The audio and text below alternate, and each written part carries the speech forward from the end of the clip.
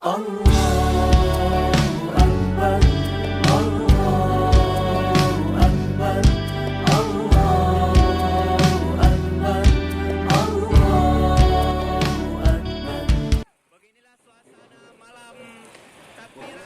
Dari Aceh Besar dilaporkan, warga Kampung Tanjung Selamat, Kecamatan Darussalam, Aceh Besar menggelar malam takbiran Idul Fitri 1441 Hijriah.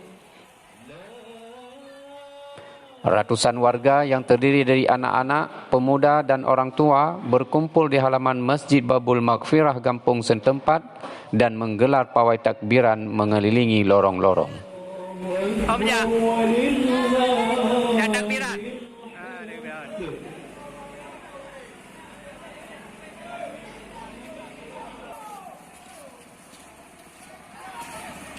Alhamdulillah, beginilah suasana malam takbiran di Kampung Tanjung Selamat, Kecamatan Darussalam, Kabupaten Aceh Besar. Dari inisiatif dari Kampung Tanjung Selamat, anak-anak akan mengelilingi lorong-lorong dalam rangka melakukan takbiran memeriahkan malam hari kemenangan Idul Fitri 1441 Hijriah.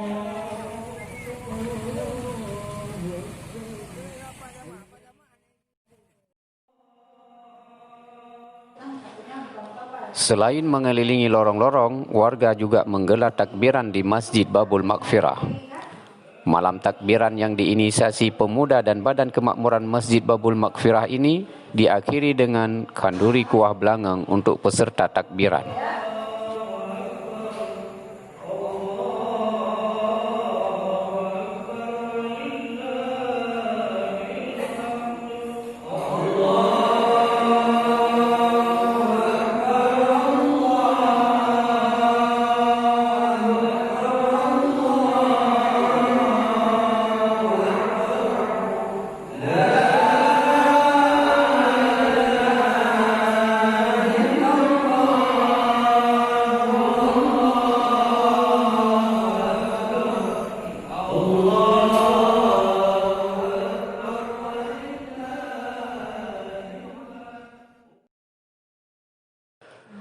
Wirzaini Usman Al-Mutiarai, JEA TV melaporkan.